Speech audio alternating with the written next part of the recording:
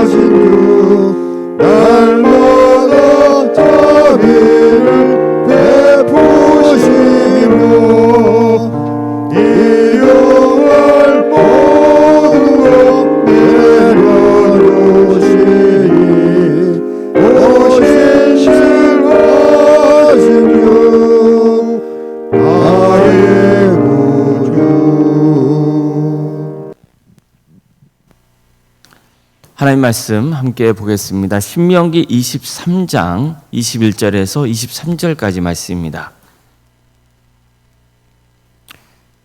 신명기 23장 21절에서 23절 말씀입니다.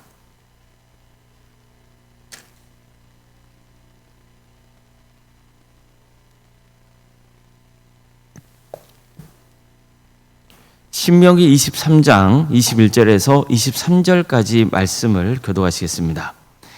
내 하나님 여호와께 서원하거든 갚기를 더디하지 말라. 내 하나님 여호와께서 반드시 그것을 내게 요구하시리니 더디면 그것이 내게 죄가 될 것이라. 내가 서원하지 아니하였으면 무죄하리라. 그러나 내 입으로 말한 것은 그대로 실행하도록 유의하라. 무릇 자원한 예물은 내 하나님 여호와께 내가 서원하여 입으로 언약한 대로 행할지니라. 아멘.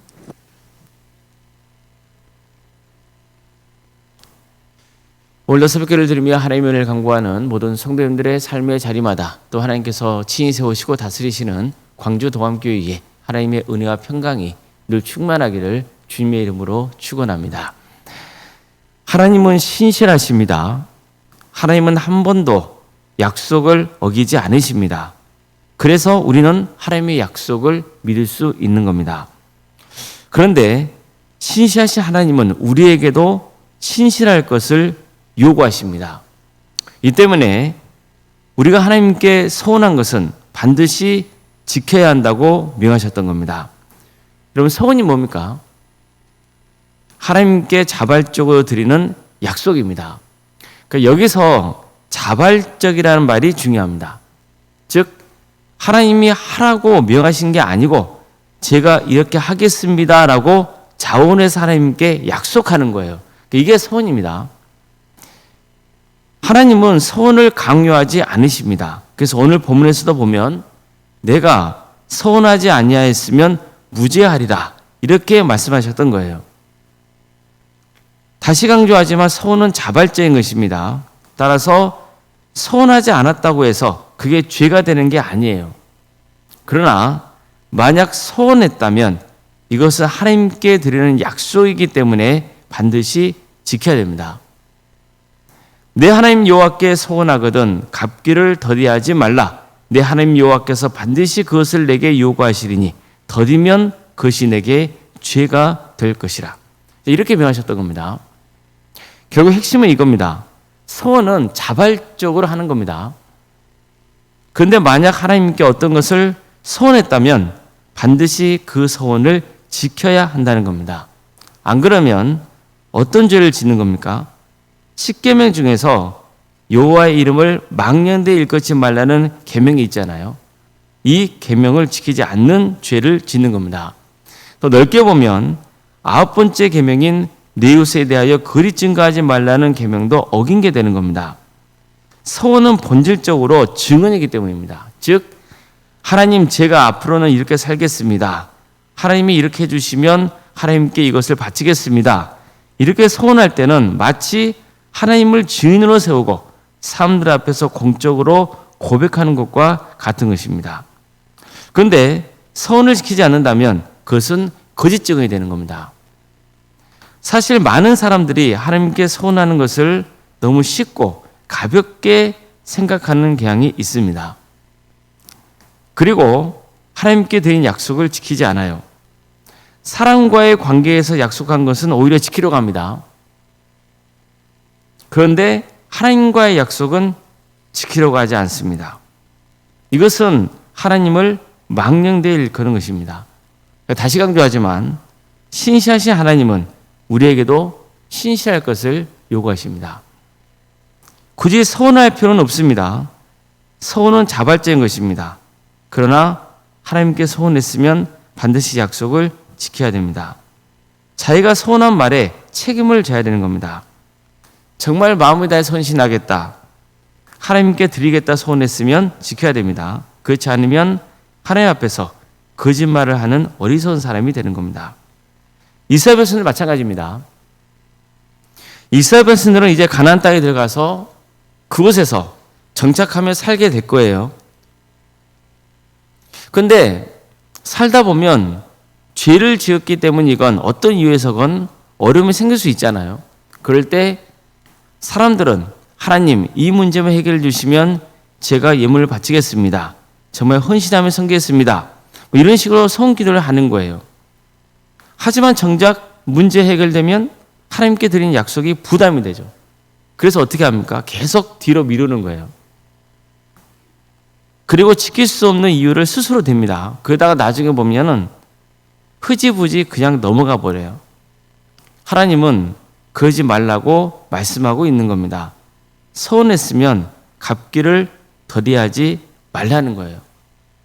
무엇보다도 서운한 것은 자칫 그릇된 신앙생활을 하게 하는 위험이 있었습니다. 우상 숭배적인 신앙생활이 변질될 수 있었던 거예요. 여러분, 우상 숭배적인 신앙생활이 뭐죠? 예를 들면 이런 겁니다. 가나안 백성들은 바알이나 아세라와 같은 우상에게 제물을 바치면 풍년이 오고 자손들을 주신다는 믿음이 있었어요. 즉 내가 이만큼 바치면 우상도 내게 이만큼 줘야 한다는 식의 그런 종교생활을 했던 거예요. 만약 이스라엘 백성들도 이러한 사고에 빠지면 어떻게 될까요? 내가 하나님께 이만큼 바쳤으니까 이만큼 드린다고 하면 하나님도 이만큼은 들어주시겠지, 그런 생각을 가지고 신앙생활을 하는 거예요. 이것은 하나님을 사랑과 경배의 대상이 아니고 거래의 대상으로 보는 것에 불과한 거예요. 이건 잘못된 신앙입니다. 설령 처음에는 사람들이 이런 식으로 신앙생활을 시작할 수는 있어요. 이것은 왜 그러냐면 우상 숭배한 것 자체가 인간의 그릇된 본능에서 시작되는 경우가 많거든요. 그런데 하나님을 믿는 것도 그런 식으로 시작할 수 있단 말이에요. 그렇지만 하나님을 알아가고 이제 하나님을 신실하게 믿는 자가 되면은 하나님은 나의 거래 대상이 아니구나, 나의 경배의 대상이고 내가 사랑해야 될 분이구나 라는 것을 이제 알게 된단 말이에요.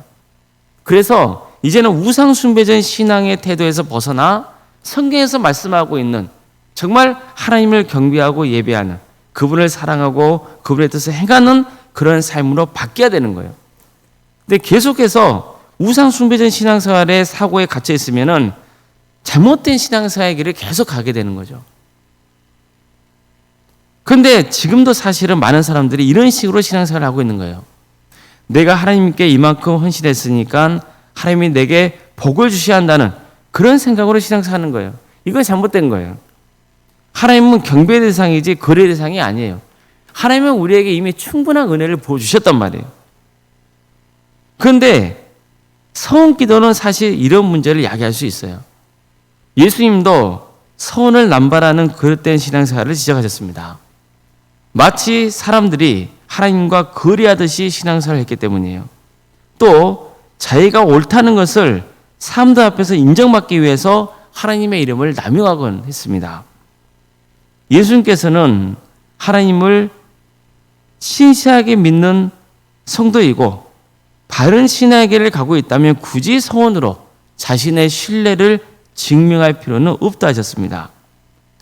신실하신 하나님이 우리에게 신실하게 신앙생활을 하라고 명하셨으니까 그냥 신실하게 신앙생활하면 된다는 거예요. 별로 지킬 생각도 없는데 함부로 맹세하지 말라 하셨습니다. 예수님 당시의 사람들은요, 하나님의 이름을 직접 꺼내는 것을 부담스러워했어요. 그래서 하늘에 맹세한다, 땅에 두고 맹세한다, 예루살렘의 이름으로 맹세한다, 이렇게 말하곤 했거든요. 그런데 예수님은 어떤 이름을 대건 결국 하나님께 맹세한 것이라고 말씀하셨어요. 왜냐하면 하늘은 하나님의 보좌이고 땅은 하나님의 발등성이고 예루살렘은 하나님의 성이기 때문이라는 거예요. 너희가 하나님의 이름을 교묘하게 빼서 하늘에 대고 맹세한다, 땅에 대고 맹세한다, 예루살렘에 대고 맹세한다 하지만 결국은 뭐라는 거예요? 너희들 하나님께 맹세한 것 같다는 거예요. 그러니 지키라는 거예요. 결국 예수님은 서원이나 맹세와 같은 형식보다도 하나님 앞에서 신실하게 살아가는 그 삶 자체가 중요하다고 말씀하고 있는 거예요. 평소에 신실하게 사는 성도는 굳이 서운하지 않아도 어떻게 합니까? 하나님의 뜻을 이루어 드린다는 거예요. 그리고 하나님을 신실하게 믿는 성도의 삶을 살아간다는 거예요. 하나님은 그 삶을 오히려 기뻐하신다는 거죠. 우리는 하나님의 이름을 너무 망령되게 일깨우는 경우가 참 많아요. 여러분, 사람과의 약속을 왜 지키려고 합니까? 나와 그 사람과의 관계가 있잖아요. 내가 약속을 지키지 않으면 그 사람과의 나의 관계는 어떻게 되는 겁니까? 깨지는 거잖아요. 그래서 사람과의 관계에 있어서는 약속을 지키려고 하죠. 근데 하나님은 보이지 않으시니까 하나님과에 대한 약속은 오히려 더 잘 지키려 하지 않아요. 하나님과의 관계의 약속을 잘 지키지 않으면 그거 어떻게가 똑같은 거예요. 하나님과의 관계가 깨진 것과 마찬가지잖아요. 그래서 우리는 하나님을 두려워할 줄 알아야 되고 하나님을 경외할 줄 알아야 되는 거죠. 하나님을 함부로 거래 대상을 삼아서는 안 되는 거죠. 하나님의 이름을 망령되이 일궈서는 안 되는 거죠. 그래서 우리는 늘 내가 믿는 하나님이 어떤 분이신지를 꼭 기억하고 정말 겸손하게 주님을 섬겨야 됩니다. 하나님은 신실하신 분이십니다. 신실하신 하나님은 우리도 신실하라고 요구하십니다. 그래서 평소의 삶 속에서 늘 하나님께 헌신하고 또 하나님의 은혜를 감사하고 늘 하나님의 뜻에 순종하는 그런 삶의 길을 갈 수 있기를 주님의 이름으로 축원합니다. 기도하시겠습니다.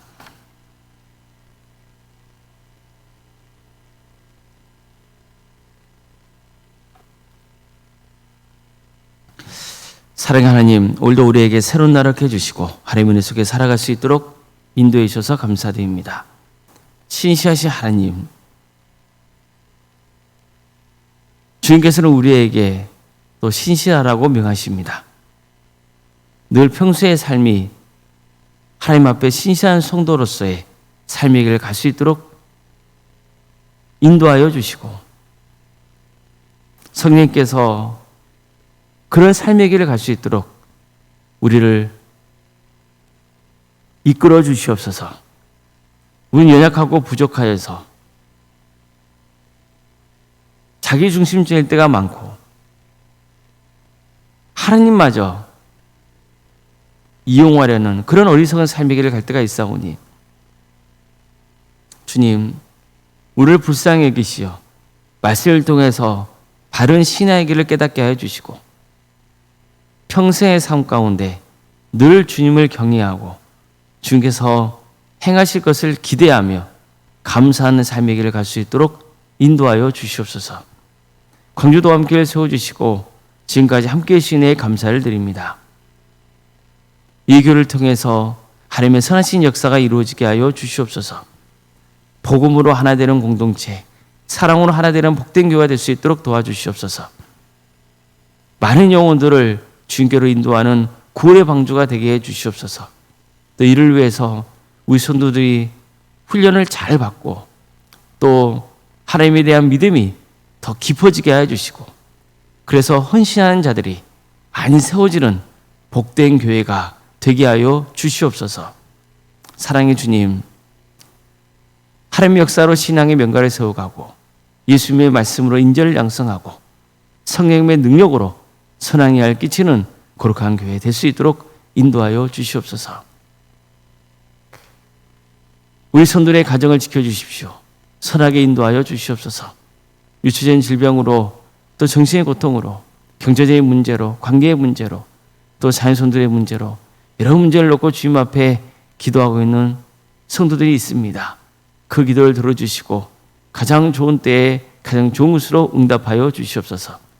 하나님의 섭리가 있음을 믿고 그리고 하나님께 온전히 의지하는 신앙으로 승리의 길을 가는 복된 성도들의 가정이 될 수 있도록 도와주시옵소서. 무엇보다도 신앙의 자리에서 멀어져 있는 가정의 식구들이 있다면 주님께서 그들을 기억하여 주시고 다시 하나님의 품에 안기는 축복을 부어 주시옵소서. 그래서 가족 모두가 예수 그리스도를 주로 고백하고 한 사람도 예외 없이 구원의 은혜를 누릴 수 있도록 도와주시옵소서. 사랑의 주님, 여러 형편과 처지 가운데 객지에 나가 있는 우리 성도들이 있습니다. 학업으로 직장으로 군복무 등으로 객지에 나가 있는 성도들 어느 자리에 있건 그들의 안전을 지켜주시고 주 영광을 위해서 살아갈 수 있도록 인도하여 주시옵소서. 또 취업을 위해서 결혼을 위해서 또 준비 중에 있는 우리 성도들이 있습니다. 그들에게 새로운 길을 열어주시고 또 귀한 공동체를 허락하여 주셔서 하나님께 영광 돌리는 삶의 길을 갈 수 있도록 인도하여 주시옵소서. 주님, 생육과 번성의 축복이 함께하는 복된 동암재단이 될 수 있도록 도와주시고, 또 출산 앞둔 가정이 있사오니 의례적 출산을 잘 마칠 수 있도록 인도하여 주시옵소서. 우리에게 교회학교를 허락하시며 감사드립니다. 유치와 아동부, 중고등부, 청년부의 일회까지 각각의 부서마다 주께서 함께해 주시고, 섬기는 교육자들과 선생님들에게 은혜를 베풀어 주시고, 주어진 사역을 충성되게 잘 감당할 수 있도록 주께서 친히 함께하여 주시옵소서. 주님, 이 모든 사역을 통하여서 우리 다음 세대가 믿음으로 성장하게 하여 주시고, 그래서 하나님께 크게 쓰임받는 복된 성도들이 많이 배출될 수 있도록 인도하여 주시옵소서. 이를 위해서 우리 성도들이 또 함께 기도하며 헌신하는 그런 마음을 허락하여 주시옵소서. 주님, 이제 또 새롭게 편성되는 구역이 있고, 또 자치기관을 통하여서 우리 성도들이 세워져 가기를 소망합니다. 주님께서 친히 함께하여 주셔서 소그룹이 활성화될 수 있도록 인도하여 주시옵소서. 그래서 하나님의 은혜로 우리 광주 도암교회가 주님의 이름으로 섬기게 하여 주시고, 서로를 돌보며 위로해주며 격려해주고 기도해주며 주님 안에서 사랑을 꽃피우는 복된 공동체가 될 수 있도록 인도하여 주시옵소서. 주님, 동암지원센터와 사랑의 식당, 또 선교 동아리 등 여러 사역을 통하여서도 하나님의 역사가 일어나게 해주시고, 세상을 섬기는 데 귀하게 쓰임받는 복된 도구가 될 수 있도록 인도하여 주시옵소서. 오론생각 사모님을 기억하여 주시고, 성령 충만하며 또 가정의 평안함을 주시고 신앙의 명가를 세워지는 역사가 있도록 인도하여 주시옵소서. 송구 영신 예배를 앞두고 있습니다. 주님께서 우리 성도들 또 그 예배의 자리 가운데 함께 할 수 있도록 인도하여 주시고, 그래서 올해의 삶을 하나님께 감사드리고, 또 내년의 삶 가운데 하나님의 역사를 기대하는 은혜로운 시간이 될 수 있도록 인도하여 주시옵소서. 사랑의 주님, 이 나라 민족을 주께서 긍휼히 여기셔서 하나님의 공의와 정의가 바로 세워지게 하여 주시고, 하나님의 때에 평화로운 통일이 이루어져 북한 땅에 많은 교회를 세워지고 수많은 영혼들이 주께 돌아오는 역사가 있게 하여 주시옵소서. 또 주의 나라를 선신하고 있는 목회자들과 선교사들이 있사오니 주님, 그대의 헌신을 통하여서 많은 구원의 매에 맺은 축복을 부어 주시옵소서. 이 나라, 이 민족, 다시 한번 주님, 예수 그리스도를 믿는 사람들이 차고 넘치는 역사가 있게 하여 주시옵소서. 모든 걸 주님께 의지하오며 살아계신 예수님의 이름으로 기도드리옵나이다. 아멘. 하늘에 계신 우리 아버지, 아버지의 이름을 거룩하게 하시며 아버지의 나라가 오게 하시며 아버지의 뜻이 하늘에서와 같이 땅에서도 이루어지게 하소서. 오늘 우리에게 일용할 양식을 주시고 우리가 우리에게 잘못한 사람을 용서하여 준 것 같이 우리 죄를 용서하여 주시고 우리를 시험에 빠지지 않게 하시고 악에서 구하소서. 나라와 권능과 영광이 영원히 아버지의 것입니다. 아멘.